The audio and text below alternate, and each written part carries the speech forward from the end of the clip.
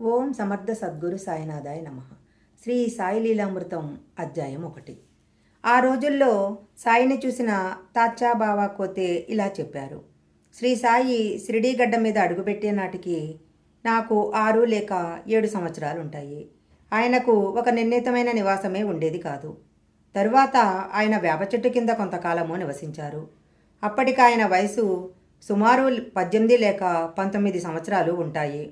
ఆయనకు సన్నని మీసము ఉండేది. ఆయన మొదట షిరిడీ వచ్చినప్పుడు ఆకుపచ్చటి కఫ్ని, ఆకుపచ్చ తలకట్టు ధరించేవారు. ఆ రోజుల్లోనే ఆయనను చూసిన రామగిరి బువ ఆయనని ఇలా వర్ణించారు. ఆయనకు జుట్టు నడుము వరకు పెరిగి ఉండేది. ఆయన చేతిలో సటక, చిలింగొట్టము, అగ్గిపెట్టె ఉండేవి. నిత్యము గ్రామంలో భిక్ష చేసేవారు. ఆ రోజులలో ఆయన రోగులకు ఉచితంగా వైద్యము, అవసరమైతే స్వయంగా రోగికి పరిచర్యలు కూడా చేసేవారు. ఉదాహరణకు ఒక రోగికి సాయి మందిచ్చి అతని కణతల మీద, వీపు మీద సూదులతో కాల్చారు. అంతటితో అతనికి ఆ వ్యాధి తగ్గిపోయింది. అలానే గణపత్ హరికవాడేకు కుష్టు, జ్వరము వచ్చాయి. అతని చికిత్సకని బాబాను వారింటికి తీసుకొచ్చాడు అమీర్బాయ్.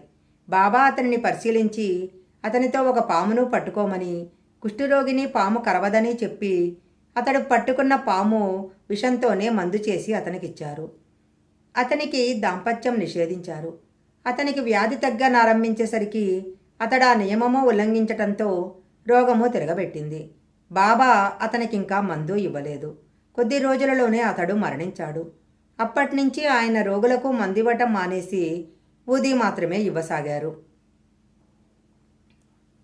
సాయి చరిత్రలోని ఈ మొదటి దశ గురించి ఆయనతో ఎంతో సన్నిహితంగా ఉన్న తాచ్చా కోతే పాటిల్ ఇంకా ఇలా చెప్పారు. శ్రీ సాయి షిరిడీ గడ్డ మీద అడుగుపెట్టేప్పటికీ ఆయనకు ఒక నిర్ణీతమైన నివాస స్థలమే ఉండేది కాదు. కొద్ది నెలల తర్వాత ఆయన మసీదులో సుమారు 10 మాసాలు ఉన్నారు. తరువాత వేప చెట్టు కింద, ఆ తర్వాత మరలా మసీదుకు వచ్చి సమాధి చెందే వరకు అక్కడే ఉండిపోయారు.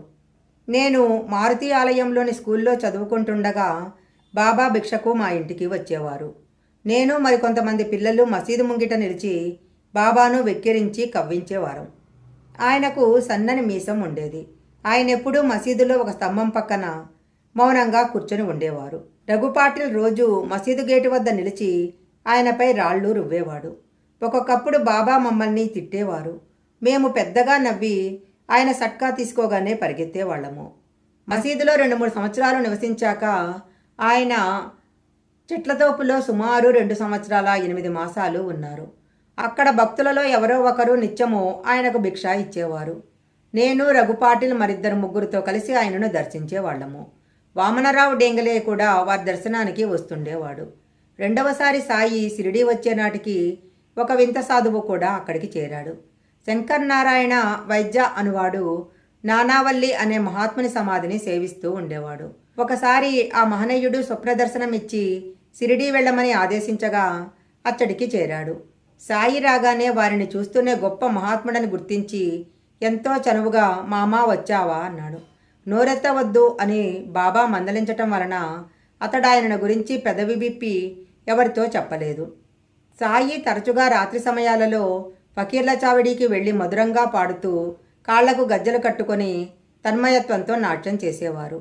ఆయన ఒకప్పుడు అరబ్బీ, పార్సీ భాషలలో పాటలు పాడుతూ మరొకప్పుడు కబీర్, తుకారాం రాసిన పాటలు పాడేవాడు. ఈ విషయాన్ని తాచ్చా పాటిల్ ఇలా చెప్పాడు. ఒక్కొక్కప్పుడు బాబా పారవశంలో ఉండేవారు. అప్పుడు చేతిలో తంబురా ధరించి ఒళ్ళు మరచి నృత్యం చేసేవారు. ఎంతో క్రమబద్ధమైన కదలికలు, కరనేత్ర హస్తముల భంగిమలు ప్రేక్షకులను మంత్రముగ్ధులను చేసేవి. పిల్లనగ్రోవి వాయిస్తున్న భంగిమలో నిలిచినప్పుడు సాక్షాత్తు బృందావన కృష్ణుని చూసినట్లే ఉండేది. ప్రేక్షకులకు కూడా పారవశం కలిగి ఏదో అలౌకికమైన దృశ్యం చూస్తున్నట్లు అనిపించేది. ఇలా 1890 వరకు చేసేవారు. తర్వాత కూడా ఆయనకు ఈ కళల పట్ల ఆసక్తి ఉండేది, కానీ వాటిని భక్తి ప్రవృత్తుల కోసం మాత్రమే వినియోగించుకుంటే మనిషికి అధోగతి తప్పదు అనేవారు.